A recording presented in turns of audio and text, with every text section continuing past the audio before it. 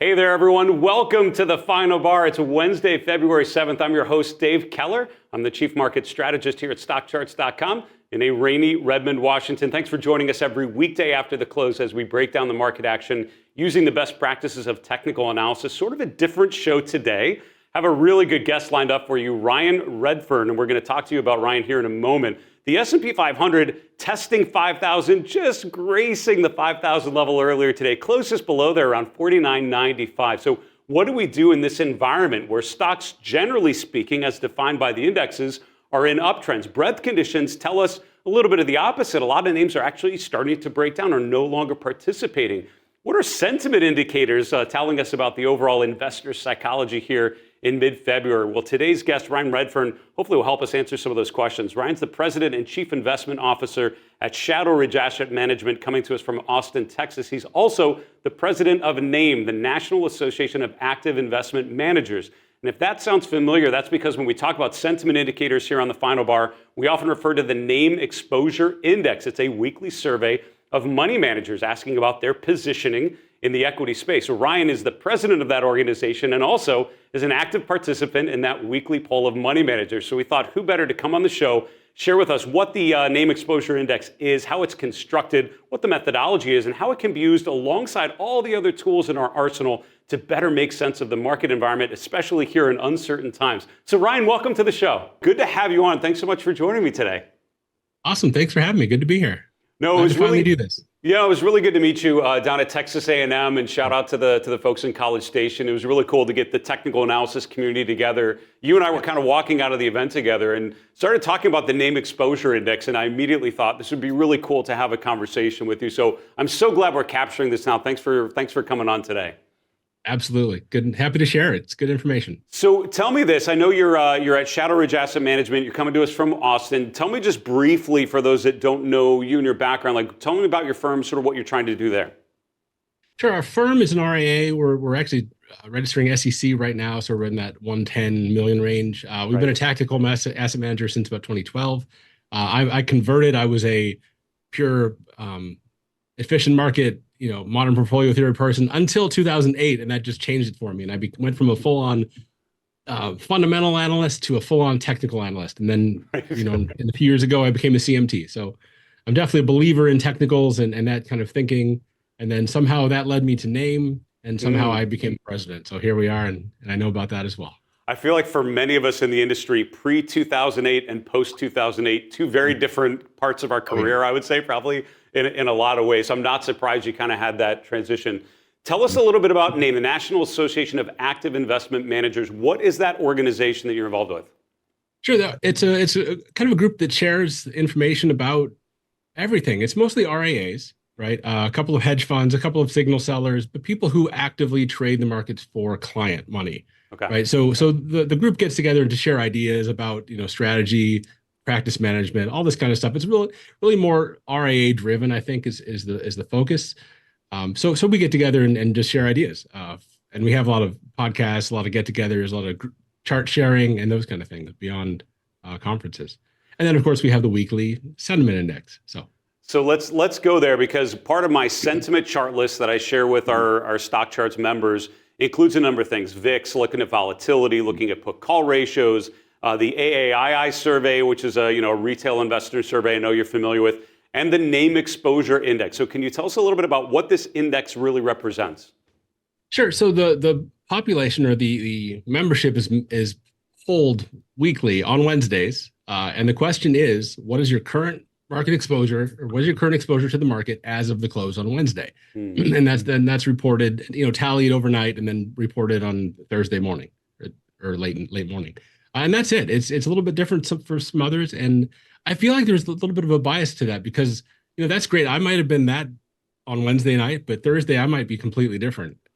Right. So it's really just a quick snapshot of where our membership is at a specific moment in time. Right. And tell me a little bit about the range, because the range of the NAAIM Exposure Index tends to be sort of in that 60 to 80% range, but at times it's been over 100%. At times it's been down to even single digits. So what are you actually allowed to respond to that question with? Absolutely. So the range that you can put is anywhere from -200 to +200. So right. I mean, it's a big range. And I think the highest we've ever had was around 112, 113, and the lowest was -2. Right. But some people, have different crazy numbers every week. Some go from plus 200 to -200, and some are just like 60, 60, 60, 60, every it's a mix of that, right? Because Right. I think there's this belief that NAIM is a bunch of day traders, and it's really all kinds of disciplines. Some are the longer term trend, some are quick, and it's everything in between. So it's a really good composite of that kind of thinking. Very interesting, and it's so when you're looking at the NAIM Exposure Index now, we're sort of in the early mid-February timeframe. The NAIM Exposure Index currently sort of in that 80 to 90% range. Just at the end of last year, it got above 100%, which is something I know I noticed. When you see a level like you're at right now, what does it tell you just about sentiment, about conditions? How do you actually use this index? So the funny thing is, even though I'm a contributor, I actually look at it as an counter trend thing. If it's peaking, I'm like, okay, there's something wrong here. Everybody's all in on this market. I want to start thinking about how do I back out of this. So yeah, I probably use it as a contrary indicator based on what it says, even though I'm a data point, which is the craziest thing. So overall, generally speaking, when the index gets above 100%, that's when it sounds like you'd be thinking, all right, maybe we're a little too aggressive. You're basically net leveraged long, right? I mean, I guess is the way we would interpret that. Could be. I mean, personally, we'll talk about this later, but I reported 80% today. Okay. Invested, not full on. I was a couple weeks ago. We were in the 120s, so right. We're kind of up there. I'm kind of backing off on the leverage at this point, but I look at that and go, okay, if everybody's positive, I'm always looking for the opposite, or not necessarily selling, but being ready to sell. But being very quick if something changes, just being very alert to those situations. That's how I come out. And it's interesting also on the downside. I mean, when I look at some of the major lows that we've experienced just over the last 4 to 5 years, the NAIM Exposure Index getting down into the teens, down to the single digits, has actually been pretty good at recognizing when the market's really been bombed out. So right. Sort of a contrary buy signal, I would imagine, right, when the levels get fairly low. Same thing, yeah. You see it get real low. It's like, okay, let's look at buying real soon. So again, even though I'm reporting it, I'm still looking at my own going, okay. It's almost like it's like an objective way to come back at my stuff and go, oh wait, I was thinking that. Okay, I should consider that in a different light now. And and it's so funny. So as I know you and I talked about, I spent time at Fidelity up in Boston. I know we would have random gatherings, social gatherings where we get together, and we were all sort of asking around, trying to get a sense of how people were positioned and how things were changing. So it's great. I mean, I don't blame you, or definitely, I think that's a great way to think of. I'd love if we had an indicator to sort of quantify it a little bit better. So it makes sense trying to just get a sense of where people's heads are at. Can we talk a little bit more with the time we have left just about how you're thinking about the market here, right? So we talk about the NAIM Exposure Index sort of in that 85 to 90% range. You have a couple other charts that you shared with me. The first one is the McClellan Oscillator. So let's talk a little bit about breadth conditions here, because breadth really was extremely bullish at the end of last year, right? Sort of November, December, everything's coming up. Now it's changed quite a bit. How are you thinking of this change in breadth here? Well, what I'm most interested in is this divergence that's happening. Yeah. And to be fair, this is a chart I stole from you. So gently borrowed, Ryan. That's the way we say Sorry, that. yes. You're good. But what I did is added a 3-day EMA, and it kind of smoothed out the plus minus of above and below zero. I know that was a factor that you were looking at. Yeah, so I like it. Kind of helps smooth out the whipsaws. But seeing that go negative, and then the market just keeps grinding up, I'm like, what? There's some sort of disconnect here, and I'm curious to where it is. I can't really find it. Yeah. But I'm definitely pairing with the NAIM index. I'm thinking about how do I protect when things get ugly, and I feel like it might happen quickly. But the market could run for another 2-3 weeks, and I don't want to miss it. Yeah. You get in trouble for missing these things too. But ultimately, I'm trying to think of when do I need to exit quickly, and this is one of those factors giving me the reason to be ready to be quick, and ready to start either hedging or reducing or whatever we need to do to lower our market exposure. It's interesting. I might borrow the 3-day EMA idea. That's actually a really good way of smoothing out the data set, because especially recently, it's been really choppy. It's been really, really kind of noisy. So when you think about the book that you're running, when you think about the assets that you're managing, When the breadth data gets a little bit negative, you mentioned, sort of how you think about how actively would you be changing positions based on, signals turning negative? Are what's your tactical time frame versus your longer term discipline look like? Oh, sure. I mean, we have some that are, I don't want to say daily, but I would say weekly, in that weekly range, in the 3 to 5 days. If something goes wrong, we'll undo it. Yeah. I try to hold on for months, but before 2020, 2021, you could do that. And I feel like since then, the market gets whippy so quick that you really have to be fast to act on anything. And I don't necessarily use this as a signal, but as a sentiment or as a context. Right? Yes. If this is giving me a reason that I should be careful, I'm going to pay attention to that and be quicker to sell if something happens. Whereas when it's above the zero line on here, I'll let it run and not really worry about it too much. Yeah, so we're sort of back into that danger zone here going into February, which one of the seasonally weaker parts of the year. And I'm curious, how much this seasonality, because we're kind of in one of those times when it feels more important, I think, than usual. I mean, we're sort of an important time. How important is seasonality when you think about sort of the overall mosaic of the markets? Oh, it's huge. It's huge. Yeah. And that's something I've really been adapting the last few years after meeting people who do so well with it. It's really worth paying attention, because I always think, sell in May and go away. And then you look at the chart, you're like, oh, during election years, that's a good time to buy. No, don't be thinking that. So there's a lot of I think, biases and beliefs in the market. When you start diving into seasonality, you start going, these aren't exactly true. And you're right about February. Once we hit mid-February, everything seems to have you want to be careful right around that Valentine's Day. It definitely has me concerned, just given the strength that we saw in January. February being kind of seasonally weaker, I definitely I'm cautious, I would say, at best here. Now, another breadth indicator we've referred to on the show, the Bullish percent index. What's this? I think I have a sense of where this would be pointing you, but how does this fit into what we've discussed so far? So again, I'm looking at it rising or falling. And typically when you see those peaks, they tend to line up with the peaks where I have the red lines going across there. So we had one that was way up there in the plus 80 range, and that the indicator just keeps going, breadth is down and down and down, but the market's going up and up. And that hasn't happened in the past, year or 2 years? Yeah. I'm just like, that should have been a top or ish. It's never a perfect science, but I'm definitely looking at that going, there's a disconnect here. And I don't want to be caught on the wrong side of this if this does end up being correct. If breadth really is getting weak, I don't want to be all in and blindly hoping it's going to be great. Yeah. Well, tell me about this, right? So given the structure that we've talked about, the breadth conditions coming down, the fact that the market keeps going up, how do you position yourself in terms of risk in this environment when there's certain indicators suggesting we might be pulling back, but it just hasn't happened yet?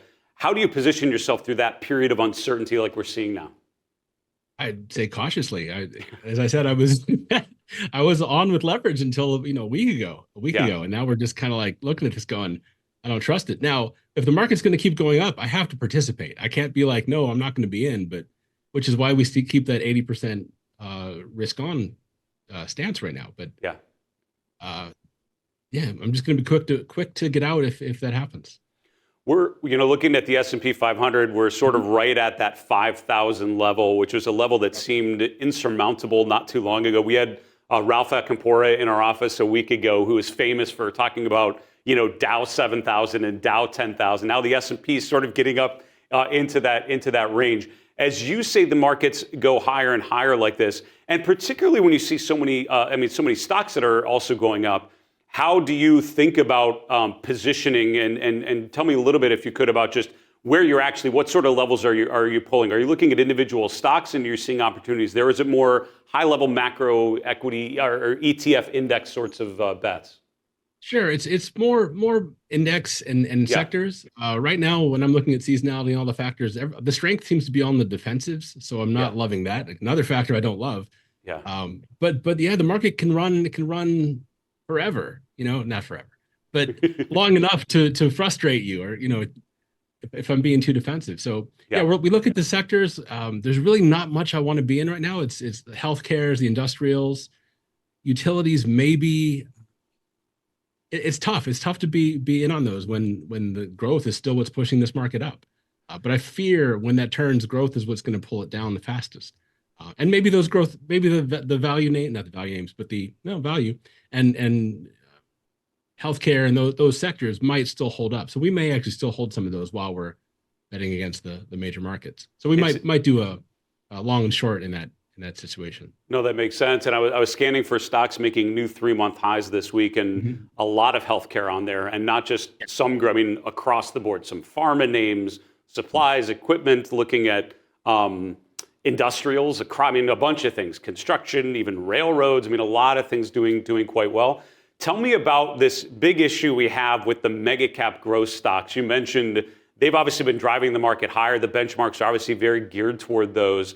You know, what do you do with a stock like an NVIDIA or a group, I should say, like technology or semiconductors that have had such a run? In your discipline, do you stick with those in a certain way, or is there a time when you would take profits because they're overextended? Like, how do you think about overextended groups? Because we have a number of those in the growth space for sure. We do, for sure. And we still hold them. We still hold a fair amount of NASDAQ, and we have for a while. But that's going to be the number one to sell. And that's where I'm most cautious because of this divergence in sectors. The other one that's interesting is insurance. Because while the banks are looking ugly, but insurance is doing okay. And it's just a very pretty, steady, upward kind of line there. So that's something I think is interesting in that financial space as well, that might be another place to play it safe and rotate out. But as long as tech wants to be strong, I've got to ride it. I've got to be there. Yeah, it's interesting putting on your CMT hat. I feel like if you covered up the ticker, I'm looking at the KIE right here, which is an insurance ETF. You cover up the ticker, you might think it's a semiconductor ETF or something like that, which how it's gone up. But I think that's one of the benefits, right, of the charts, is it points you to groups like this that you may not think insurance is a great growth space, but it's certainly, the charts seem to be reflecting that, right? They really have. They really have, especially while regional banks are getting killed. So you look at the XLF and you're like, it's really not doing much. And there's a big difference inside of that on what's good and what's bad. Yeah. So here the financial sector versus insurance, very, very different feel altogether. Oh, yeah, financial has been a tougher place to be for sure. Tell me this. So when we're looking at the broader market, obviously we talked about the breadth conditions coming down a little bit. You know, looking at the NAAIM Exposure Index, sort of at times elevated. What would you need to see from the S&P to say, okay, this is the time to get risk off? At a time when things look so good, like in your mind, what's that checklist look like that says this is no longer a market I want to be in? Is it a breakdown of a certain level or certain signal on the S&P? Is it breadth conditions deteriorating? Is it a change in leadership? Like, what's your go-to checklist here? Interesting. It's definitely the breadth changing. Watching those two charts we looked before, as those break down below their levels, what it was at 70, that's an indicator. As more of these start to agree, I'll start looking at the S&P and going, okay, what's a price level that if it breaks, I'm out. But I always start with the breadth first. I just find that it tells me things that the chart doesn't always, even though I realize it's, price is a very pure way to look at anything. Breadth is really diving in deeper. And we also look at the sectors. I use RRG, Julius's stuff, and look at the sectors versus both the S&P and both Treasury bills and say, where's the rotation? Are they moving together? Are they moving separate? And sometimes you can see them all move in a wave together, and you're like, okay, here it is. Here's risk off is coming. So that's always a really fun thing to play with as well. And it's awesome that I got to learn it from him directly. Right. And I remember, I've shared this story, but I remember meeting with Julius years ago when he was a broker, and he would send us an image, a little JPEG of the RG every week, and we put them in a big document and actually look at how they moved. And it's cool on stock charts and other platforms. We have the ability to really see that rotation firsthand, which is pretty awesome. So I know you have a CMT hat, Ryan, that we've sort of gone through a little bit. I know you're also looking at other things. We've just come through, we're sort of in the midst of this big question mark, which is the Fed. So with all of this reflected on the charts, with stocks overall doing fine, with a lot of groups like in healthcare and industrials and others doing quite well, what is the prospect for interest rates going forward? How does that impact what you're thinking now, particularly if rate cuts become the norm sort of as 2024 goes on? How does that impact your thinking here?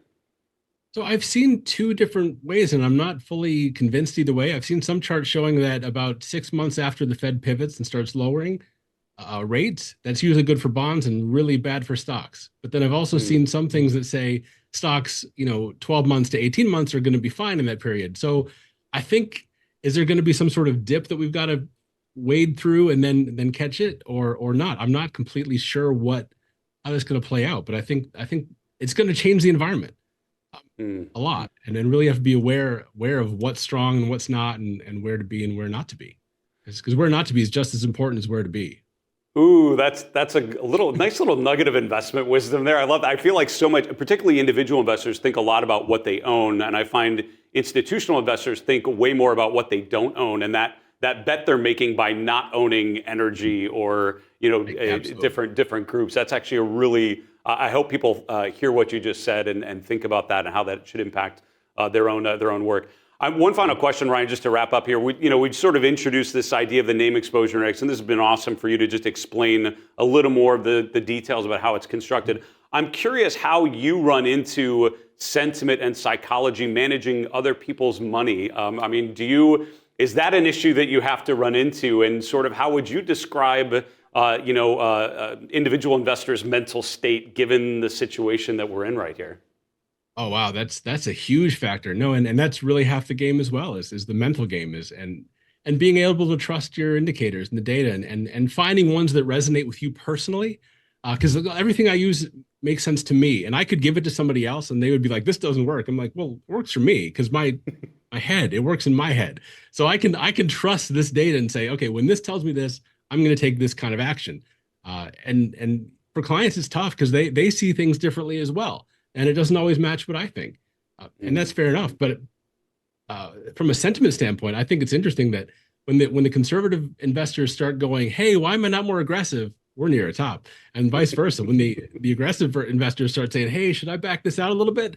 There's the bottom. I mean, every single time. I've been doing this 20 years. And I think every single time we've had a major market top or bottom, I've had 1, 2, or even 3 clients ask that kind of question. So I love it. It's such a reminder. Some of those great books like Kindleberger and others talking about like bull and bust cycles, it keeps happening, right? It's those classic behavioral issues on the way up and the way down. The reasons why it's happening may be different. The specific charts we're looking at might be different, but at the end of the day, human nature appears to still be going strong here in 2024, I guess. Absolutely. And that's why seasonality works forever. That's right.